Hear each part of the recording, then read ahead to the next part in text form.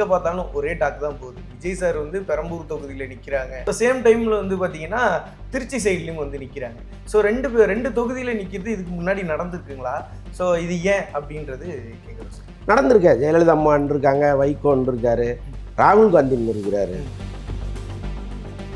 திருச்சி கிழக்கை பொறுத்தளவுக்கு அங்கே இருக்கிற திமுக வேட்பாளர் ரொம்ப ஸ்ட்ராங்கானவர். அவருக்கு வந்து இந்த கிறிஸ்தவ அமைப்புகள்லாம் பின்புலத்தில் இருக்காங்க அப்படின்னு சொல்கிறாங்க. இப்போ விஜய் அங்கே போனால் கூட பாதி கிறிஸ்தவ ஓட்டை தான் அவரால் வாங்க முடியும், மீதி வந்து அந்த வேட்பாளர் தான் வாங்க முடியுங்கிற அளவுக்கு சொல்கிறாங்க. அப்போ பெரம்பூருங்கிறது தான் அவருக்கு சேஃப்டி. ஜூலி அவர்கள் வந்து தொடர்ந்து சம்மந்தமே இல்லாமல் யாருமா நீ அப்படிங்கிற மாதிரி இடையில வந்து அண்ணா நீங்கள் வாங்கின நான் போட்டி போடுறேன்னு அப்படின்றதெல்லாம் என்ன காரணத்தினால சார்? ஒன்று அரசியல்லேருந்து ஏதாவது ஒரு எதிர்பார்ப்பா, இல்லை வந்து ஃபேமஸ் ஆகணுன்ற எதிர்பார்ப்பா? ஏன்னா அது சம்மந்தமாக நிறைய பேரும் ஆக்ட்ரஸும் அது தொடர்ந்து வீடியோஸ்லாம் வந்து போடுறாங்க. ஸோ அதை பற்றி இப்போ பாருங்க, உங்களுக்கு மேரேஜ் ஆயிடுச்சு, சினிமாவில் பெரிய வாய்ப்பு இல்லை, டிவி சீரியல் நடிக்க போகலாம், அதற்குள் நடிக்க போகிறதுங்கிறது தேவையில்லைன்னு கொஞ்சம் தள்ளி போடலாம். ஒருவேளை சினிமாவில் பெருசாக இல்லாத பட்சத்தில் நம்ம அங்கே போகலான்னு அவங்க நினச்சி சில மூவெல்லாம் பண்ணுறாங்க, ஒன்றும் நடக்கலை. பிக் பாஸ் மறுபடியும் போக முடியாது. இப்போ வருமானம்ங்கிறது ஒன்று தேவையில்லை. அப்போ என்ன பண்ணுறதுங்கும் போது கரெக்டாக ஏதோ விஜயை பற்றி ஒரு கருத்து இவங்க சொல்ல விஜய் ரசிகர்கள்லாம் கும்பலாக சேர்ந்து அடிக்கிறாங்க. அப்போ திமுக அழகாக அவங்களை அண்டர்டேக் பண்ணும். சீமான் வந்து 25 ஏக்கர் நிலம் வாங்கியிருக்கிறாருன்னு வந்துருச்சு. கட்சி நடத்த பணமே இல்லைன்னு சொல்லிட்டு ஊர்லெல்லாம் திரள் நிதி வசூலிச்சுட்டு அவர் மட்டும் எப்படி 25 ஏக்கர் நிலம் வாங்க முடியும்? அதுவும் அவ்வளோ கம்மியா. பல பேர் என்ன சொல்றாங்க, நானும் அந்த ஊர்ல தான் இருக்கேன், எனக்கு வந்து நீங்க சொன்னீங்கன்னா நான் ஒரு 50 ஏக்கர் வாங்கிக்கிறேன் இந்த காசு சொல்லுங்கன்னு கேட்குறாங்க. ஸோ அப்படி வந்து வெளிப்படுறாங்க. பல பேர் வந்து அவங்களோட உண்மை முகம் வெளிப்படுது. தேர்தல் ஆணையத்தின் நோக்கமே அதுதான் போல இருக்கு. ஆனால் இதுலேயும் வந்து பல பேர் முள்ளுகள் பண்ணிட்டு இருக்காங்க. பாருங்க, முதலமைச்சர் வந்து எனக்கு காரே இல்லைங்கிற யாராவது நம்ப முடியுமா? ஒரு கவுன்சிலரு, ஒரு வட்ட செயலாளர் வந்து 100 இன்னோவா வச்சிருக்கான், அப்படி ஜம்முன்னு வந்து இறங்குறான். அவங்க சொத்து கணக்கெல்லாம் பார்த்தீங்கன்னா எங்கேயோ இருக்கும், தெருமுழுக்க வாங்கி போடுறான். அப்போ ஒரு முதலமைச்சர் இத்தனை வருஷம் இருந்திருக்கிறாரு, அவங்க அப்பா அவ்வளோ இத்தனை வருஷம் தமிழ்நாட்டை ஆண்டிருக்காரு, அவருக்கு இவ்வளோதான் சொத்து, 6 கோடி 7 கோடின்னா யாராவது நம்ப முடியுமா? அதே மாதிரி உதயநிதி, அதே மாதிரி EPS 2021 அவர் கொடுத்த சொத்து கணக்கை போய் பார்த்தீங்கன்னா தேர்தல் ஆணைய வெப்சைட்டில் 6 கோடி கொடுத்துருக்காரு. யோசிச்சு பாருங்க, இதெல்லாம் வந்து நியாயமா இருக்க? ஆனால் இதுல விஜய் வந்து மாட்டிக்கிட்டார். 1000 கேள்வியை விஜய் நோக்கி கேட்கிற இந்த சமூக வலைதள வீரர்கள் ஏன் வந்து முதல்வரையும் துணை முதல்வரையும் எதிர்கட்சி தலைவரையும் கேட்க மாட்டேங்கிறாங்க? எடப்பாடி எல்லாம் ஏன் கேட்க மாட்டேங்கிறாங்க? திமுகவை சேர்ந்த செந்தில்வேல் முன்னாள் நெறியாளர், அவர் மீதெல்லாம் நமக்கு ஒரு பெரிய மரியாதை இருக்கு. அவர் உட்கார்ந்து விமர்சனம் பண்றாரு. விஜய் வந்து இந்த தப்பு பண்ணிட்டாரு, இந்த சொத்து கணக்கு எப்படி காமிச்சிருக்கிறாரு, இது பொய், இது தப்பு, பிள்ளைகளுக்கு எப்படி கடன் கொடுக்க முடியும் அப்படிலாம் அவர் கேட்டுக்கிட்டு இருக்காரு. அப்போ உன்னுடைய யோகிதை என்ன? பெத்த பிள்ளைக்கு நீ கடனா கொடுக்குறன்னா நீ எப்படி வந்து மக்களை பாதுகாப்பலாம் அவர் கேள்வி கேட்கிறார். எல்லாமே நியாயமானதுதான். அப்படியே திரும்பி திமுகவை கேளுங்க, என்ன சார் முதல்வர் சார், நீங்க வந்து இப்படி கம்மியா சொத்து கணக்கு காமிச்சிருக்கீங்களா, நியாயமானு இதே செந்தில்வேல் கேட்பாரா? கேட்க மாட்டார்ல.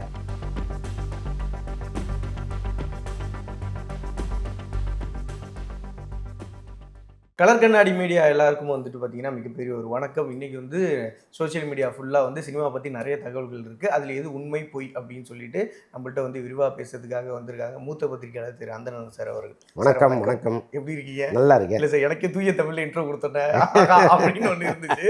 சரி சார், அண்ட் வந்து ஃபஸ்ட்டு எடுத்தோன்னே எங்கே பார்த்தாலும் ஒரே டாக் தான் போகுது. விஜய் சார் வந்து பெரம்பூர் தொகுதியில் நிற்கிறாங்க அப்படின்றது பெரிய டாக்காக போயிடுச்சு. அது நீங்கள் சொல்கிற மாதிரி, நீங்கள் முன்னாடி உங்கள் வீடியோவில் சொன்ன மாதிரி அது ஒரு ஸ்டார் தொகுதியாக மாறிடுச்சு.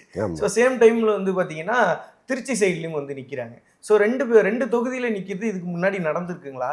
ஸோ இது ஏன் அப்படின்றது கேட்குறோம் சார். நடந்திருக்கா. ஜெயலலிதா அம்மான் இருக்காங்க, வைகோன்னு இருக்காரு, ராகுல் காந்தின்னு இருக்கிறாரு, இங்கே வயநாட்டில் இருக்காரு, அப்புறம் நார்த்தில் இருக்காரு, அப்புறம் வயநாடு ஒரு ரிசைன் பண்ணார், எல்லாமே நம்ம கவனித்தோம். அதனால் 2 தொகுதியில் நிற்பதுங்கிறது ஒன்றும் புதுசு கிடையாது. தேர்தல் ஆணையத்தின் சட்ட விதிகளுக்கு உட்பட்டது தான். 2 தொகுதிக்கு மேலே நின்னாதான் டோட்டலாக எங்கேயுமே நிற்க விடாமல் தடை பண்ணுவாங்க. 2 தொகுதிக்கு நிற்கலாம். ஓகே சார், இப்போ இந்த 2 தொகுதியில் நிற்கிறதுக்கு என்ன காரணம்னு நிறைய பேர் கேட்குறாங்க சார். இல்லை, பல பேர் சொல்கிறாங்க தோல்வி பயம் அப்படிங்கிறாங்க. அப்படி கிடையாது. ஏதாவது ஒரு தொகுதியில் அவர் நிராகரிக்கப்பட்டால், என்ன இப்போ புள்ளி வச்சிருக்காரா கம்மா வச்சிருக்கிறாராங்கிற அளவுக்கு கவனிக்கிறாங்க. இப்போ இதுவே வந்து மற்றவர்களுக்கு அந்த நெருக்கடி இருக்கான்னா இல்லை, விஜய்க்கு இருக்குது. இப்போ பாருங்கள், இன்னமும் வந்து அவருடைய வேட்புமனு ஏற்கப்பட்டதா இல்லையான்னு சொல்லல தேர்தல் ஆணையம். நாங்கள் நல்லா அலசி ஆராய்ஞ்சு அப்புறம் தான் சொல்லுவோன்ட்டாங்க. இப்போ அவங்க என்ன சொல்ல போகிறாங்கன்னு தெரியாது. ஸோ அப்படிப்பட்ட சூழ்நிலையில் அவருக்கு ஏதாவது ஒரு தொகுதி மறுக்கப்பட்டால் இன்னொரு தொகுதியை நம்ம பிரச்சாரம் பண்ணலாம், நம்ம ஜெயிக்கலாங்கிற நம்பிக்கையோடு தான் போயிருக்காரு. பட் ஒரு தொகுதியில் தோற்றுருவோம், இன்னொரு தொகுதியில் வந்து இன்னும் பார்த்துக்கலாம் அப்படிங்கிற எண்ணம் கிடையாது. அதை கூட நம்ம உறுதியாக சொல்லலாம். Okay sir. அதே நேரத்தில் வந்து இதில் ஒரு தொகுதியில் இப்போ 2 தொகுதியிலையும் ஒரு கேண்டிடேட் வந்து ஜெயிக்கிறாங்க அப்படின்னா ஒரு தொகுதியில் தான் இருக்க முடியும். ஆமாம், ஒரு தொகுதியில் வந்து கேன்சல் பண்ணால் திருப்பி அந்த இடத்துக்கு வேற வேற ஆள் ஒருத்தரை நிற்க வச்சு அது எலெக்ஷன் நடக்கும். அது வந்து வெட்டி செலவு தான். தேர்தல் ஆணையத்துக்கும் ஜனநாயகத்துக்கும் பிடித்த பெரிய கேடு தான் அது. ஆனால் நம்ம சட்டத்திட்டங்கள் அப்படி தானே இருக்குது. இப்போ பாருங்கள், விடுதலை சிறுத்தைகள் திருமாவளவன் வந்து இப்போதான் பார்லிமெண்ட் மெம்பர் ஆனார். 2 வருஷம் தான் முடிஞ்சிருக்கு. இப்போ எம்எல்ஏ சீட்டுக்கு நிற்கிறார், அவர் சட்டமன்றத்துக்கு நிற்கிறார். அப்போ அங்கே ஜெயிச்சு போனப்போ எவ்வளோ பெரிய செலவு நடந்திருக்கும், எவ்வளோ பேருக்கு நேர விரயம். இப்போ மறுபடியும் ஒரு தொகுதியில் அந்த எலெக்ஷனை அவங்க வைக்கணும்ல. அப்போ சட்டத்தில் அப்படி ஒரு இடம் இருக்கும்போது அதை பயன்படுத்திக்கிறாங்க, அவ்வளோ.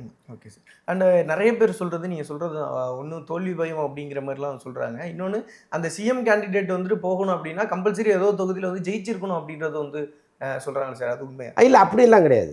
நீங்கள் இப்போ தேர்தலில் நிற்காமலே எலெக்ஷன் அவங்க கேடஸ் வந்து கண்டக்ட் பண்ணலாம். அவங்கெல்லாம் ஜெயிச்சு வந்த பிறகு அப்புறம் ஒரு தொகுதியில் நின்று ஜெயிச்சு நீங்கள் முதலமைச்சர் ஆகிக்கலாம். நீங்கள் முதலமைச்சராக தேர்ந்தெடுத்த பிறகு ஒரு குறிப்பிட்ட காலம் இருக்குது, டைம். அதற்குள் நீங்கள் தேர்தலை நடத்தி வரணும், அதுதான்.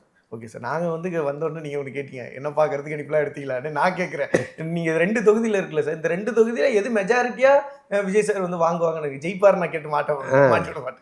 இல்லை, அந்த சந்தேகம் வந்து பல பேருக்கு இருக்குது. ஆக்சுவலாக திருச்சி கிழக்கை பொறுத்தளவுக்கு அங்கே இருக்கிற திமுக வேட்பாளர் ரொம்ப ஸ்ட்ராங்கானவர். அவருக்கு வந்து இந்த கிறிஸ்தவ அமைப்புகள்லாம் பின்புலத்தில் இருக்காங்க அப்படின்னு சொல்கிறாங்க. இப்போ விஜய் அங்கே போனால் கூட பாதி கிறிஸ்தவ ஓட்டை தான் அவரால் வாங்க முடியும், மீதி வந்து அந்த வேட்பாளர் தான் வாங்க முடியுங்கிற அளவுக்கு சொல்கிறாங்க. அப்போ பெரம்பூருங்கிறது தான் அவருக்கு சேஃப்டி. இப்போ எதிர்த்துன்னு இருக்கிற வேட்பாளர்கள் வந்து பெருசாக இப்போ பாமகவில் திலக பாமா நிற்கிறாங்க. அவங்க பெருசாக அங்கே ஓட்டு அறுவடை பண்ணுவதற்கு வாய்ப்பு இல்லை. சிட்டிங் எம்எல்ஏ நிற்கிறார், அவருக்கு தொகுதி பரிச்சயங்கிறதுனால ஓரளவுக்கு அவர் ஸ்ட்ராங்கான வேட்பாளராக இருக்கார். ஆனால் பெரம்பூர் மக்களை பொறுத்தளவுக்கு புதிதாக யார் வந்தாலும் அவங்களை என்கரேஜ் பண்ணுறவங்களா இருக்காங்க. மக்கள் நீதி மையமே இங்கே 10,000 ஓட்டு வாங்கியிருக்கு, அது ஏற்கனவே உள்ள தேர்தலில். அப்போ அது பெரிய விஷயம் தானே. அதே மாதிரி வந்து இவங்க ஒரு ஆப் ஒன்று அனௌன்ஸ் பண்ணாங்க, இது ஆமாம் டிவிகேல இந்த உறுப்பினர் சேர்க்கைக்கு ஒன்று ஸ்டார்ட் பண்ணாங்க. அப்போ வந்து பெரம்பூர் தொகுதியிலேருந்து கிட்டத்தட்ட 45,000 பேருக்கு மேலே பதிவு பண்ணியிருக்காங்கப்பா அந்த டைமில். அப்போ நமக்கான ஓட்டுங்கிறது பர்மனெண்ட்டாக ஒரு 50,000 அங்கே இருக்குது. அதை தாண்டி வந்து தாவேகா தொண்டர்கள் இருக்காங்க, நம்முடைய ரசிகர்கள் இருக்காங்கன்னு தான் அவர் அங்கே போயிருக்காரு. கட்டாயமாக வெற்றி வாய்ப்பு பிரகாசமாக இருக்குது விஜய்க்கு. வெற்றி வாய்ப்பு பயங்கரமாக இருக்குது அப்படின்னு சொல்றீங்க. சரி சார். அதே நேரத்தில் வந்து நீங்கள் அந்த சோஷியல் மீடியாவில் வந்து பார்த்துருப்பீங்க, சில பேர் எதுக்கு இதை பண்ணுறாங்க, ஏன் பண்ணுறாங்கன்ற குழப்பம் வந்து மக்கள்கிட்ட இருந்துகிட்டே இருக்குது.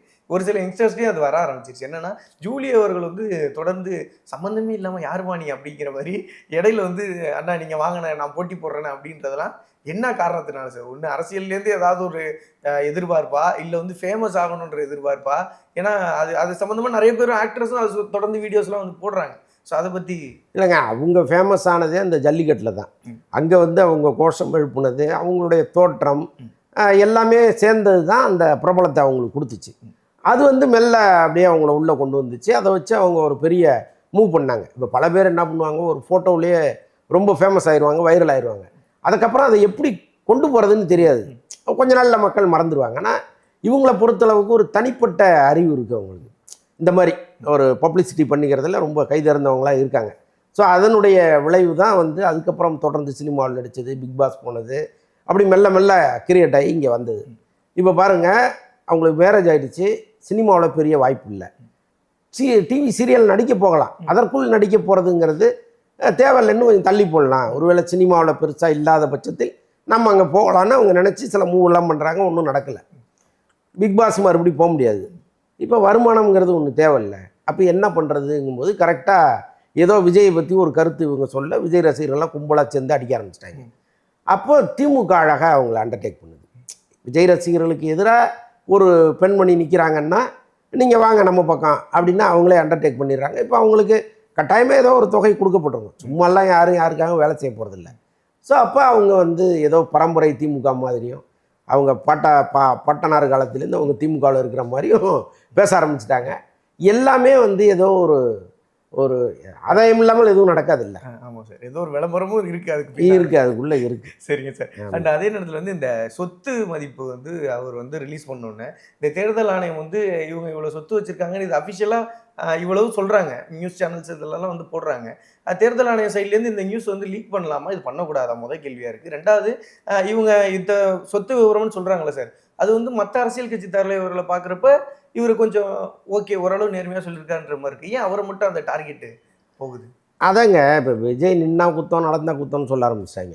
எல்லாத்தையுமே அவரை வந்து குற்றம் சொல்லணும்னு சொல்ல ஆரம்பிச்சிட்டாங்க. இப்போ பாருங்கள், அவருக்கு இவ்வளோ சொத்து இருக்குது, 250 கோடி சம்பளம் வாங்குறாருன்னு சொன்னார். இவ்வளோ சொத்து தான் இருக்கா? அப்போ பார்த்தா செங்கோட்டையை வந்து வருஷத்துக்கு 1000 கோடி சொத்து விட்டுட்டு வந்தார் அப்படின்னு சொன்னதெல்லாம் பொய்யா அப்படின்லாம் கேட்க ஆரம்பிச்சிட்டாங்க. அப்புறம் வந்து மகள் பேரில் கடன், மகன் பேரில் கடன்லாம் கொடுத்துருக்கிறதெல்லாம் அவர் காட்டுறாரு. முதல்ல நம்ம வந்து இந்த சொத்து விவரங்கள் எப்படி வெளியாச்சுன்னு பார்த்தோம்னா, அது ஒன்றும் பெரிய கம்பசித்திரம் இல்லை. அது வந்து தேர்தல் ஆணையம் வெப்சைட்லேயே இருக்கும். யார் போனாலும் அதை நம்ம பார்த்துக்கலாம். இப்போ ஒரு வேட்பாளர் வந்து என்னெல்லாம் ஆவணங்கள் கொடுத்துருக்கிறாருன்னு நம்ம போய் பார்த்துக்கலாம். ஸோ அப்படி தான் வந்து எல்லாருடைய சொத்து கணக்கு வெளியாக இருக்குது. பாருங்கள், வந்து சீமான் வந்து எத்தனை ஏக்கர், 25 ஏக்கர் நிலம் வாங்கியிருக்கிறாருன்னு வந்துருச்சு. கட்சி நடத்த பணமே இல்லைன்னு சொல்லிட்டு ஊர்லெல்லாம் திரள் நிதி வசூலிச்சுட்டு அவர் மட்டும் எப்படி 25 ஏக்கர் நிலம் வாங்க முடியுது? அதுவும் அவ்வளோ கம்மியாக. பல பேர் என்ன சொல்கிறாங்க, நானும் அந்த ஊரில் தான் இருக்கேன், எனக்கு வந்து நீங்கள் சொன்னீங்கன்னா நான் ஒரு 50 ஏக்கர் வாங்கிக்கிறேன் இந்த காசு சொல்லுங்கன்னு கேட்குறாங்க. ஸோ அப்படி வந்து வெளிப்படுறாங்க. பல பேர் வந்து அவங்களோட உண்மை முகம் வெளிப்படுது. தேர்தல் ஆணையத்தின் நோக்கமே அதுதான் போல இருக்குது, ஒவ்வொருத்தருடைய ஒரிஜினலை காமிப்பானு. ஆனால் இதுலேயும் வந்து பல பேர் தில்லுமுள்ளுகள் பண்ணிட்டு இருக்காங்க. பாருங்கள், முதலமைச்சர் வந்து எனக்கு காரே இல்லைங்கிறார்.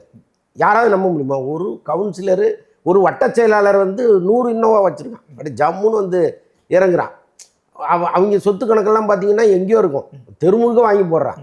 அப்போது ஒரு முதலமைச்சர் இத்தனை வருஷம் இருந்திருக்கிறாரு, அவங்க அப்பா அவ்வளோ இத்தனை வருஷம் தமிழ்நாட்டை ஆண்டிருக்காரு, அவருக்கு இவ்வளோதான் சொத்து, 6 கோடி 7 கோடின்னா யாராவது நம்ப முடியுமா? அதே மாதிரி உதயநிதி, அதே மாதிரி இபிஎஸ் 2021 அவர் கொடுத்த சொத்து கணக்கை போய் பார்த்தீங்கன்னா தேர்தல் ஆணைய வெப்சைட்டில் 6 கோடி கொடுத்துருக்குறாரு. யோசிச்சு பாருங்கள், இதெல்லாம் வந்து நியாயமாக இருக்கா? அப்போ ஒரு ஆள் வந்து மேக்சிமம் அதை வெளியில் சொல்லிடுவோன்னு சொல்கிறாரு. அதுக்கும் ஒரு காரணம் இருக்குது. விஜயும் வந்து பரிசுத்த ஆவின்லாம் நான் சொல்ல மாட்டேன். அவருக்கு ஒய்ஃப் ஒரு திரட்டனாக இருக்காங்க. இப்போ இவர் வந்து எனக்கு 50 கோடி தான் சொத்து இருக்குது, 100 கோடி தான் சொத்து இருக்குன்னு காமிச்சிருக்க முடியும், பல இதை மறைச்சிருக்க முடியும். ஆனால் அவங்க ஒய்ஃப் என்ன பண்ணுவாங்க, இல்லைங்க இவருக்கு வந்து அங்கெல்லாம் சொத்து இருக்குது, இங்கெல்லாம் இருக்குது, இவர் ஏமாற்றிட்டார், இவருக்கு வாய்ப்பே கொடுக்காதீங்க தேர்தல் நிற்கிறதுக்கு அப்படின்னு தேர்தல் ஆணையத்துக்கு ஒரு கடிதம் எழுதினாங்கன்னா முடிஞ்சது இவருக்கு அதை. அப்போ என்ன பண்ணுறாரு, நமக்கு தேவையில்லாத ஒரு பிரச்சனையை நம்மளே உருவாக்கிட்டோம், ஒய்ஃப்கிட்ட முடிஞ்ச வரைக்கும் உண்மையை சொல்கிறோம்னு சொல்லிட்டார். அதுதான் இதில் இருக்கிற நேர்மைக்கு பின்னாலேயும் அதுதான் இருக்குது. மற்றபடி இவர் வந்து ரொம்ப நேர்மையானவர் எல்லாத்தையும் சொல்லிட்டாருலாம் நான் சொல்கிறதுக்கு தயாராக இல்லை. நம்ம தேர்தல் ஆணையமும் இந்த மாதிரி தவறான கணக்குகளை கொடுக்குறவங்க மீது ஏதாவது நடவடிக்கை எடுத்திருக்கா? கிடையவே கிடையாது. அப்புறம் இதுக்கு கேட்குறாங்கன்னு எனக்கு புரியல. இப்போ முதல்வரோ துணை முதல்வரோ எதிர்க்கட்சி தலைவரோ இன்னும் இங்கே இருக்கிற பல கேண்டிடேட்ஸு தப்பான தகவலை கொடுக்குறாங்கங்கிறது சாதாரண பொதுமக்களுக்கே தெரியும். எப்படி தேர்தல் ஆணையத்துக்கு தெரியாமல் போச்சு? அவங்க நினச்சா டக்குன்னு சர்வே நம்பரை போட்டு இவங்க ஆதார் கார்டை போட்டாலே மொத்தத்தையும் எடுத்துடலாம் எங்கெங்கே சொத்து இருக்குன்ட்டு. அப்போ ஏன் தேர்தல் ஆணையம் அதை செய்ய மாட்டேங்குது அப்படிங்கிற கேள்விகள்லாம் இருக்குது. அப்போ இதெல்லாம் நாமக்கி வாசா ஏதோ ஒரு கடமைக்கு நடத்துகிற ஒரு சடங்காக தான் நம்ம பார்க்குறோம். ஆனால் இதில் விஜய் வந்து மாட்டிக்கிட்டார். 1000 கேள்வியை விஜய் நோக்கி கேட்குற இந்த சமூக வலைதள வீரர்கள் ஏன் வந்து முதல்வரையும் துணை முதல்வரையும் எதிர்கட்சி தலைவரையும் கேட்க மாட்டேங்கிறாங்க? எடப்பாடியெல்லாம் ஏன் கேட்க மாட்டேங்கிறாங்க? கண்டிப்பாக சார். அந்த அதே நேரத்தில் ஒரு மீம் என்னால் பார்க்க முடிச்சு. அந்த மீமுக்கு நீங்கள் ரியாக்ட் பண்ணால் நல்லா இருக்குன்னு நினைக்கிறேன். என்னன்னா, இந்த ரெட் ஜெயிண்டில் வந்து ஏகப்பட்ட கோடி வந்து செலவு பண்ணுறாங்க, ஒரு தயாரிப்பாளர்கிட்ட 6 கோடி தான் பணம் இருக்குமா அப்படிங்கிற மாதிரி. ஏன்னா வாங்குறவர் வந்து 500 கோடின்னு கொடுக்குறாரு, அதை நீங்கள் தயாரிக்கிற நீங்கள் 6 கோடின்னு கொடுத்தீங்கன்னா என்ன அப்படிங்கிற ஒரு மீன் பார்க்க முடியுது. ஸோ அதுக்கு உங்களுடைய இல்லைங்க, இதைத்தான் நம்ம கேள்வியாக வைக்கிறோம். நீங்கள் பாரபட்சம் இதில் எதுக்கு? நீங்கள் விமர்சனம் பண்ணுறீங்கல்ல. இப்போ திமுகவை சேர்ந்த செந்தில்வேல் முன்னாள் நெறியாளர், அவர் மீதெல்லாம் நமக்கு ஒரு பெரிய மரியாதை இருக்குது. அவர் உட்காந்து விமர்சனம் பண்ணுறாரு, விஜய் வந்து இந்த தப்பு பண்ணிட்டாரு, இந்த சொத்து கணக்கை எப்படி காமிச்சிருக்கிறாரு, இது பொய், இது தப்பு, பிள்ளைகளுக்கே எப்படி கடன் கொடுக்க முடியும் அப்படிலாம் அவர் கேட்டுக்கிட்டு இருக்காரு. அப்போ உன்னுடைய யோகிதை என்ன? ஒரு பெத்த பிள்ளைக்கு நீ கடனாக கொடுக்குறன்னா நீ எப்படி வந்து மக்களை பாதுகாப்பலாம் அவர் கேள்வி கேட்குறாரு. எல்லாமே நியாயமானது தான். அப்படியே திரும்பி திமுகவை கேளுங்க, என்ன சார் முதல்வர் சார், நீங்கள் வந்து இப்படி கம்மியாக சொத்து கணக்கு காமிச்சிருக்கீங்களா, நியாயமானு இதே செந்தில்வேல் கேட்பாரா? கேட்க மாட்டார்ல. அப்போ இவங்க ஏன் நியாயத்தை பேசுகிறாங்கங்கிறத நம்ம கேள்வி. நியாயத்தை பேசுபவர்களுக்கான கேள்வியை தான் நான் கேட்குறேன். நான் வந்து எனக்கு முதல்வர் எதிரி கிடையாது, விஜய் எதிரி கிடையாது, யாரும் நண்பரும் கிடையாது. பொதுவாக நான் ஒரு காமன் பீப்புளாக கேட்குறேன். கண்டிப்பாக சார். நிறைய நல்ல நேர்மையான உண்மையான தகவல்களுக்கு மிகப்பெரிய ஒரு நன்றி சார். நன்றி.